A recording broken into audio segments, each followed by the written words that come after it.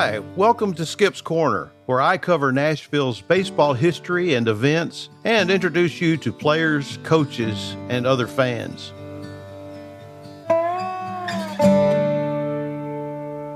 Today I want to tell you about the great baseball players for the Nashville Vols. Once again, he's another one of those guys everyone loved.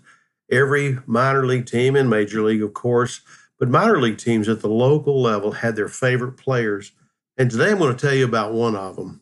His name was fun to say, but he endeared himself to Nashville baseball fans, and I'll tell you about that in a little bit. But his name was Carl Sawatski. He was often known as Swish, I think because that's the sound that his bat made when he swung for a deep home run at Sulphur Dell. But he was born in Shikshini, Pennsylvania. Now that sounds like a mountain town, a coal mining town, and it was, on November the 4th, 1927. He once recalled he was 11 years old when he began digging for coal in abandoned mines nearby. And his parents separated during his youth, and his mother moved her children to a place called Mountain View, New Jersey, just outside of New York City. And during World War II, she worked in a factory. When his father moved nearby, he began his own taxi cab service. Now, Swish went to Pompton Lakes High School, where he boxed in the Diamond Glove program in Paterson, New Jersey, and he played third base for an American Legion team. Back then, he was hitting towering home runs too when he was discovered by local scouts. And as a 16-year-old in 1944, this was not unusual. World War II was going on, and professional scouts were looking for players. He received a $500 bonus from the Philadelphia Phillies, but he weighed in at 188 pounds at age 16 and was known for his heavy appetite too. Sawatski played his first pro season at Bradford, Pennsylvania, a Class D team, where he hit 13 homers and batted .295. The next year, he went to Schenectady, but he was released because he only had one homer and he wasn't doing very well.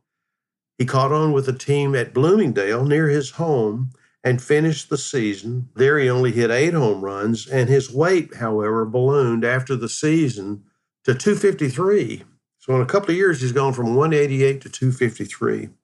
And that would plague him during his major league and his minor league career. So after playing 2 seasons in the outfield, Sawatski decided his weight was hampering him. He became a catcher. He didn't change his diet, but going from the outfield to catching, he thought that would help him with his weight. And at Bloomingdale in 1947, his hitting as his calling card allowed him to belt 34 home runs. He drove in 139 runs, and he hit for a .352 average. So catching became his position. Bloomingdale's parent club, however, the Boston Braves, were not impressed, and they sold him to the Chicago Cubs, who assigned him to their Class A club in Des Moines. Now, back in those days, Class A was one of the higher classifications. That was reversed later on in the minor leagues. But here he is at Des Moines, and his batting average dipped to .278, but he hit home runs in 2 of his last 3 at-bats of the season to lead the league with 29 and help the team to a first-place finish. He had 111 RBI to boot. Those numbers earned him a call-up to Chicago, where he made his major league debut on September the 29th as a pinch hitter for pitcher Bob Chipman against Cincinnati, but he did not get a hit. 2 days later, he pinch hit for pitcher Bob Rush as a leadoff batter when he reached first on an error but was replaced by pinch runner Danny Lynch. The 5'10" Sawatski joined Nashville for the 1949 season, and what a season he was going to have. He endeared himself to Nashville Vols and Southern Association fans on opening day, April the 15th, 1949, in Chattanooga at Ingle Field.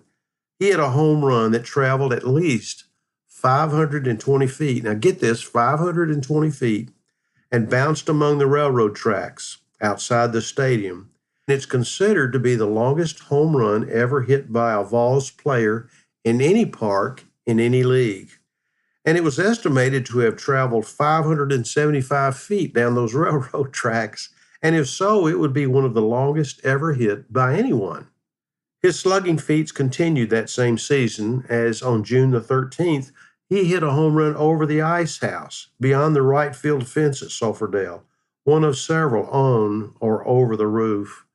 If you know Nashville baseball history, the Atlantic Ice and Coal Company had a 2 or 3-story building down the right field line, and kids would climb up there and collect balls that were hit up there either foul or fair. And this is one of the feats that Sawatski had in his career.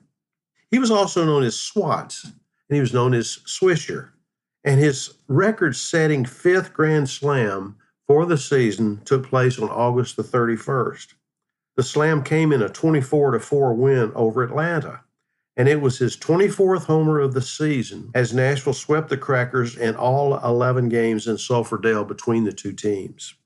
As feared as Sawatski was at the plate, he garnered a bit of respect on September the 11th in the final game of the 1949 season, because he received only blooper pitches every time he faced Chattanooga's Bobo Newsom in the last game of the Southern Association season, once again at Ingle Stadium. Reaching across the plate on his final at-bat, Sawatski caught one of Newsom's bloopers and fungled the ball into right field, as Sawatski was called out for interference by chuckling umpire Bill Molesky. He got a good kick out of that one, I think. But still, Sawatski led the league with 45 home runs and set a league record with those 5 Grand Slams. He hit .360 as Nashville captured the 1949 Southern Association pennant. Sawatski made the Cubs after spring training in 1950 as the 3rd catcher, but after going 0 for 10, including his first 2 major league starts as a catcher, he was reassigned to the Vols for 1950.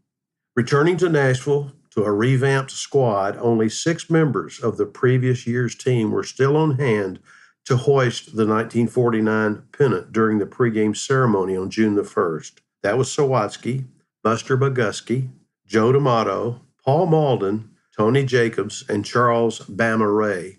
However, Sawatski was soon in the middle of picking up where he left off in 1949. On June the 5th, just 3 weeks after leaving Chicago and returning to Nashville, Sawatski socked his 7th home run in 17 games by tagging Mobile's Chuck Eisenman for a round tripper.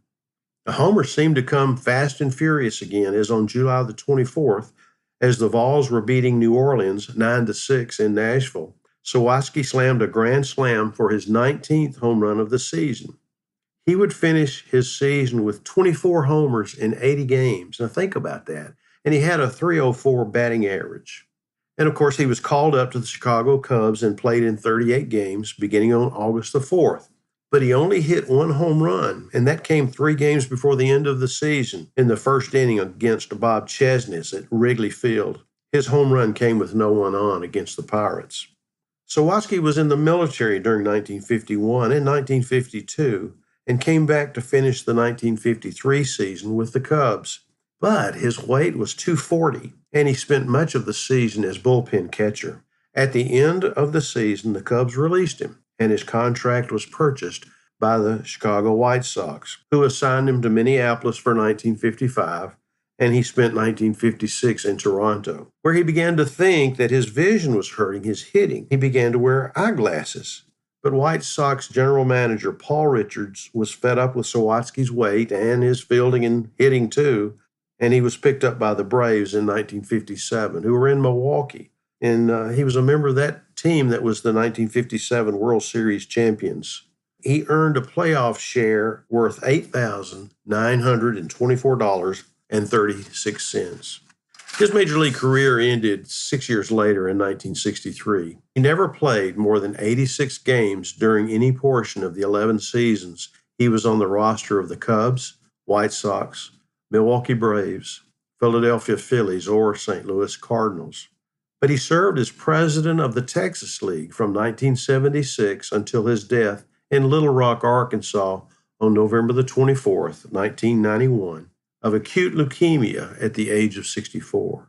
He was buried at the Pinecrest Memorial Park in Alexander, Arkansas, and in 2005 he was inducted posthumously into the Arkansas Sports Hall of Fame.